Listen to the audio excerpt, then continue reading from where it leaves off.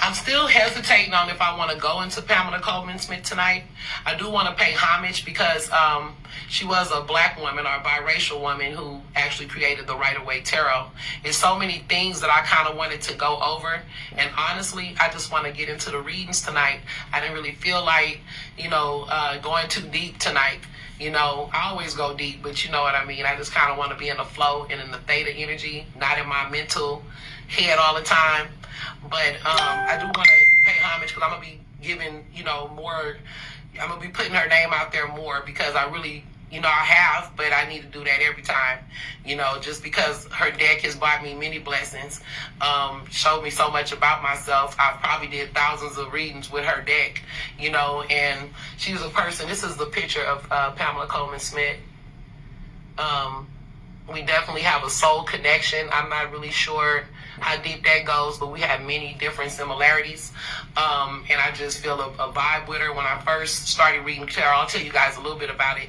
When I first started reading tarot, and I was using this deck, when I first came in contact with this deck, this card is like in every deck of the Pamela Coleman. Well, it's the Waite deck. Now they have the Waite Smith deck, which I'll explain that.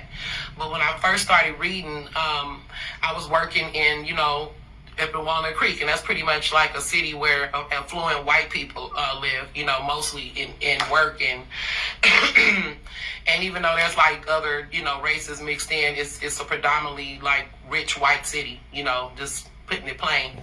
And when I was working in this store and I saw this woman, I automatically knew that she was black, but I got into a few little debates with a few people that worked in the store, not the owners, but it was more like just, little younger people, younger than me, little workers and stuff that wanted to argue with me and said she's not black, she's white, but I always just felt, this connection, and I just was like, nah, that's a sister, and then later on, I want to tell y'all the story about Pamela Coleman Smith, but I really want to go into more detail. I don't know if I should save it for Witchy Wednesday, but she is biracial. Her mother's Jamaican, her daddy is from New York.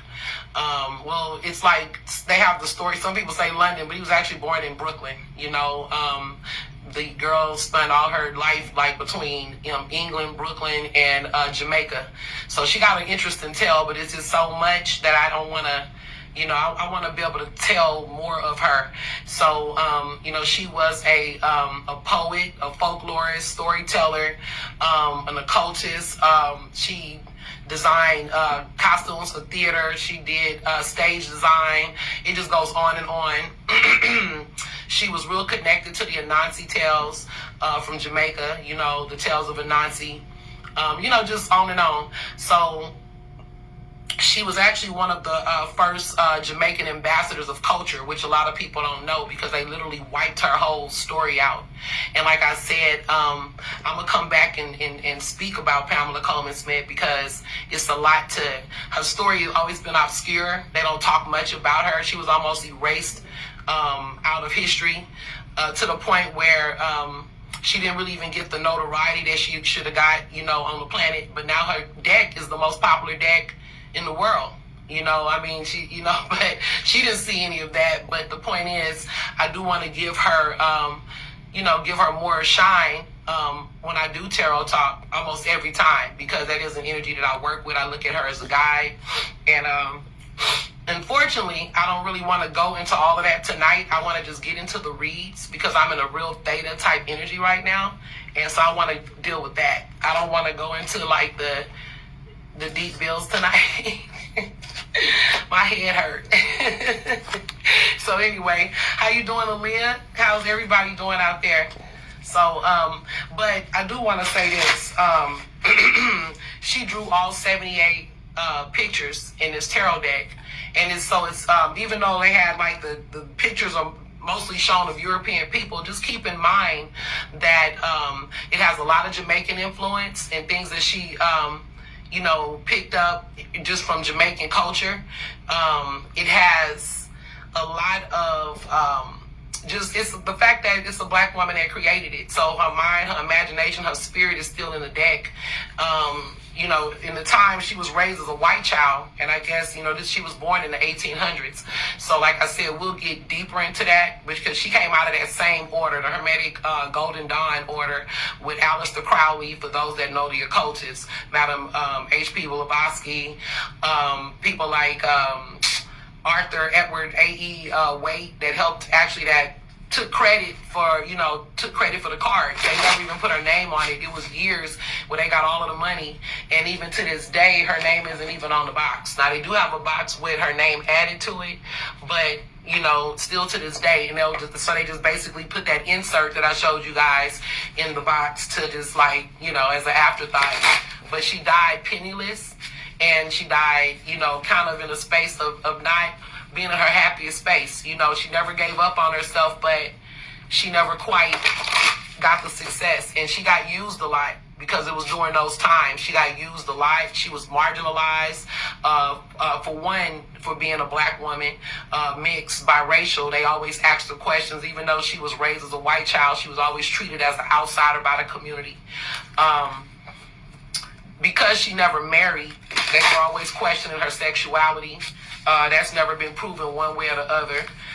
She was accused of, I don't know, just a lot of different, you know, they would always try to guess what she was. And like I said, they used her a lot. You know, Marilyn gave her compensation for her works. Now, she did have a good run at one point, but even then, after that, still, she barely received any money for it.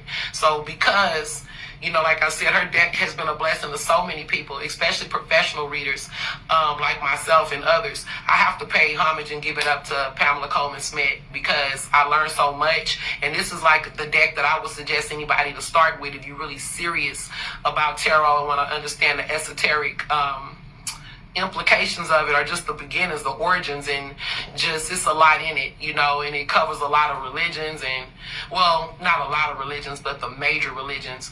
It has the tree of life and just a lot of different things that, you know, can teach you a lot about yourself, metaphysics, and just kind of deepen your understanding, because that's what tarot really is. It's not really about fortune telling. It's a conversation with the soul. It's about you understanding yourself on a deeper level, understanding where you are presently, where you came from, and if you stay on the same course, where you could possibly go. It's the deck of possibilities.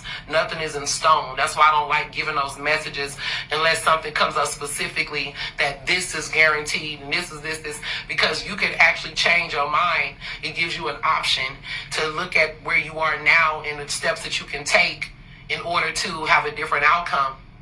But humans, you know, it takes us a while, and sometimes we stubbornly hang on to where the path we're on, so therefore the outcomes manifest. But